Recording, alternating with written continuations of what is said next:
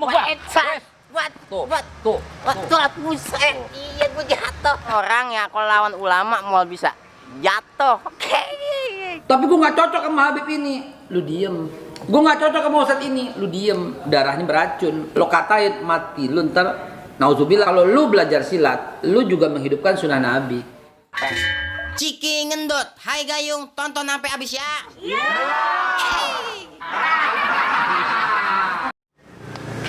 Assalamualaikum warahmatullahi wabarakatuh. Salam saudara, salam mengudara, salam Indonesia Raya, salam Indonesia Jaya, salam Bhinneka Tunggal Ika. Hai Gayung, hari ini gua di rumah toko apa ya?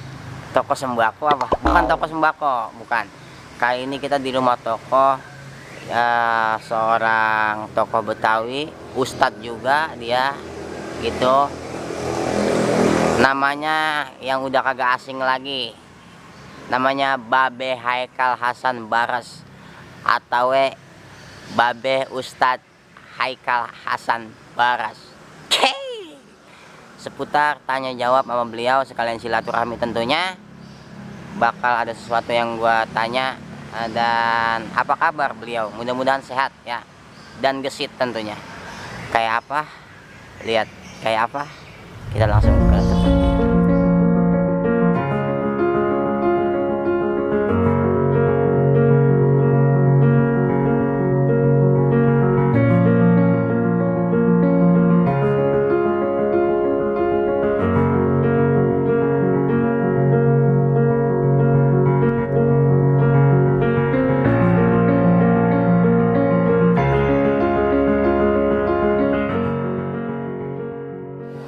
Assalamualaikum warahmatullahi wabarakatuh. Salam saudara, salam mengudara, salam Indonesia Raya, salam Indonesia Jaya, salam Bhinneka Tunggal Ika. Alhamdulillahirabbil alamin. Saya sekarang udah nebak ya, nebak di mari nih Jakarta Melar gitu, di rumah Al Ustadz Babe Haikal Hasan Baras. Bagaimana Ustadz Juna? Alhamdulillah. Dia kalau ketemu saya kek aja, kita kan jadi malu ya. Makanya malu. Kalau kata orang dulu, kalau malu bawa paku. Kalau nggak bawa paku, apa yang mau dipalu gitu kiranya. Oh iya betul. Malu. Iya betul. Begitu. Saya girang banget. Cyber TV ini bakal mengudara persis Januari tanggal 1 gitu. Dan ternyata salah satu bintang tamunya dan cocok banget. Kenapa? Karena di Cyber TV kagak ada Islam, gak ada Kristen, gak ada Hindu, gak ada Buddha, gak ada Protestan, gak ada Konghucu. Di Cyber TV ini adalah saluran pemersatu bangsa. Gak ada Sunda, gak ada Jawa, gak ada Betawi, gak ada Batak, gak ada Medan, gak ada. Gak ada Arab, gak ada Cina, gak ada India, gak ada Pakistan. Semuanya kita anggap di sini anaknya Nabi Adam. Itu filosofi Cyber TV. Oh begitu. Luar biasa ya. Makanya saya juga moto saya itu tadi Ustadz, yang salam saudara, salam mengudara, salam Indonesia Raya, salam Indonesia Jaya, salam Bhinneka Tunggal Ika. Mantap. Saya banyak belajar dari Ustadz Juna nih soalnya. Kalau boleh saya cerita, saya nggak bisa tidur tuh Ustadz. Nggak bisa tidur. Kalau nggak ngelihat ceramah Ustadz Haikal Hasan. Ya Allah. Wallah. Bener-bener, tanya tuh orangnya ada di situ semua. Kalau mau tidur pasti nyetel itu. Kalau udah keganti baru langsung kemana lagi, langsung lari ke pepesan kosong. Yang penting Ustadz sehat, saya udah senang. Alhamdulillah. Dan kita juga minta wejangan tentunya. Bagaimana caranya anak milenial bisa lebih semangat lagi di bidang kegiatan yang baik-baik tentunya dalam mempersatukan anak bangsa gitu saja. Ya, saya singkat aja lah, contoh lah beliau. Kalau contoh kita-kita yang tua, kadang-kadang ribet. Kalau contoh Habib Rizik, waduh, Masya Allah, itu levelnya wali. Contoh Habib siapa misalnya, atau contoh Kiai siapa misalnya, waduh, panjang juga. Nah, yang paling gampang itu contoh orang baik. Nih dia nih, betulan contoh. Insya Allah. Kalau saya mau disangka baik juga belum tentu juga. Kita kan sering calon mantu. Apa lagu itu? Ampun Bang Jago. Ampun Bang Jago. Calon mantu beneran. Begitu.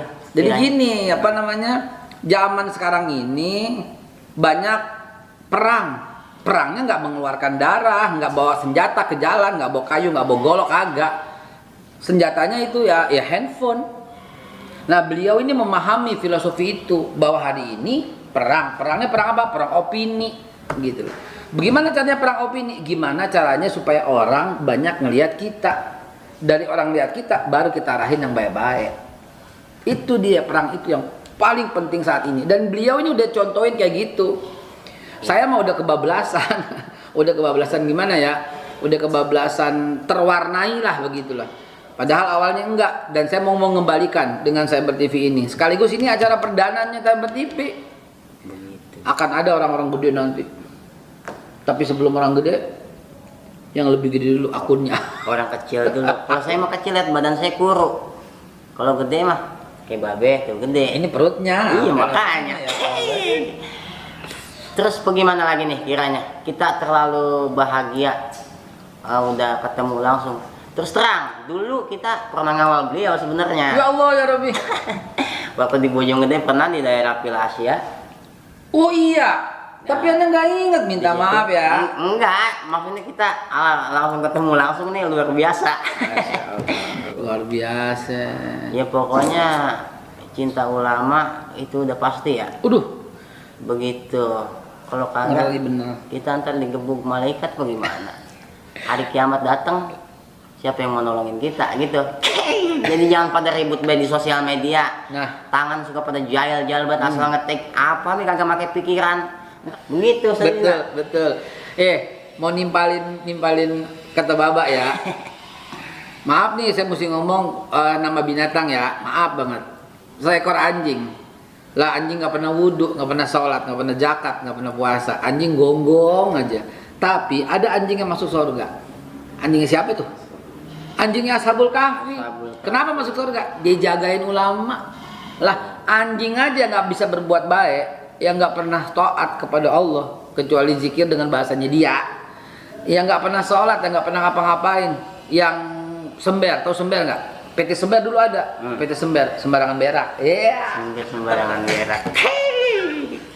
Itu dia aja bisa masuk ke dalam surga gara-gara jagain ulama. Siapa ulamanya? Itu Ashabul Kahfi dari kerjaan Raja Dikianus tahun 249 Masehi, bukan sebelum Masehi itu, 249 Masehi. Rajanya Dikianus ngejar orang yang mau sholat.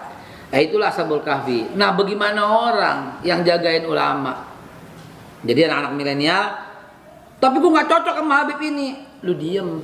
Gue nggak cocok sama Ustadz ini, lu diem. Darahnya beracun, lo katain mati, lu ntar nauzubillah. Kalau kata Imam Syafi'i, salah satu penyebab daripada mati suul khotimah, kurang ajar atau ngejelek-jelekin. Kalau nggak sanggup bilang, ya udah diem aja, ya nggak. Kalau nggak cocok dia diem aja, gitu aja. Betul banget. Tuh Ustaz, ya kan? No, saya download offline semua. Masya Allah. Gitu, jadi pelajaran ilmu sejarah banyak saya juga ambil dari dengerin ngaji online. Istilahnya yang terakhir kita tutup tentunya tentang seni budaya Betawi khususnya. Yang bakal kita bahas adalah seni bela diri. Seni bela diri silat. Kayak saya dari perguruan silat Singkit Goning. Untuk ngajar di mana? Ngajar di mana? Ina insya Allah ya, mudah-mudahan kalau saya ada waktu ada apa insya Allah dah kita main sini. Nah ini batu saya maaf bukannya inian ya, bukannya saya musik, ini batu saya boleh narik Ustaz. Narik bagaimana? Boleh narik, saya narik ojek dapat duit saya beli ini. Gitu Ustaz Juna. Ya lain narik dari apa? Dari alam gaib. Yang terakhir khususnya karena beliau mau ada jadwal gitu ya. Yang terakhir tentang seni bela diri buat Ustaz Juna tersendiri, mohon motivasinya untuk anak-anak yang biar lebih semangat belajar silatnya. Tentunya kan beliau Betawi asli. Kalau Anda dari Tenabang, ya, yang ngajarin silat di sana aja, Haji Sabeni. Tuh, emang Sabeni di sana terkenal. Di Tenabang.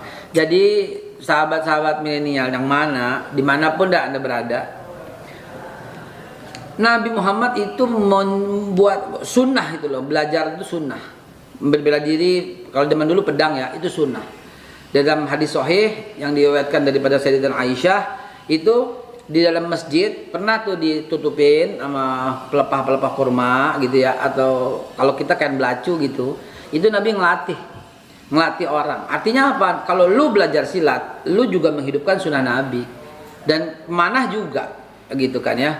Terus apa lagi? Naik kuda juga, terus berenang juga, nah bela diri juga.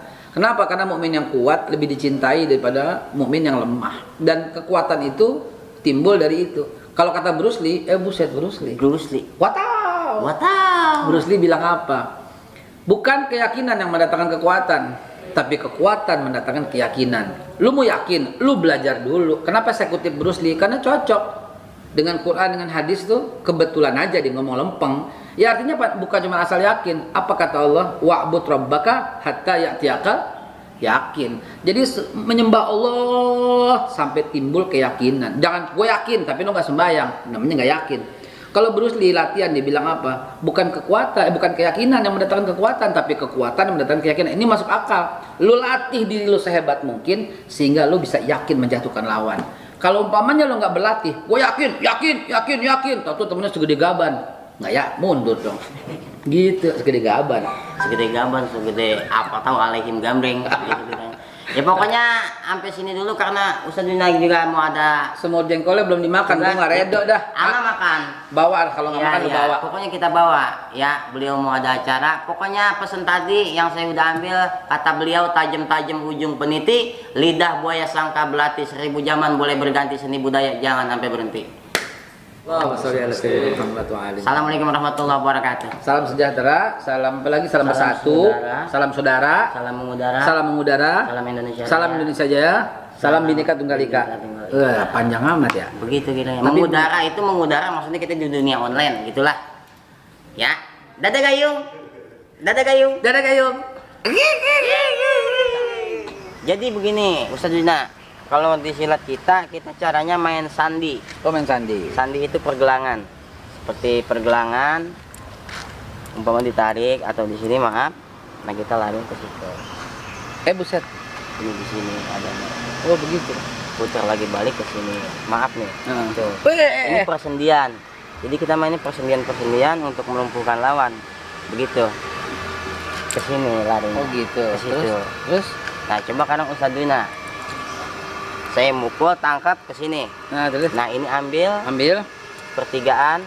Ini perempatan cengkram. Nah, ini di jempol di sini. Ini 4 jari di sini, maaf. Oke. Nah, ini di sini. Putar ke sana. Nah, oh iya. Jadi ini yang sakit. Ketika ini sakit, ini ngikut. Begitu kiranya. Pelajaran simple aja. Coba ya, tes ya. Oke.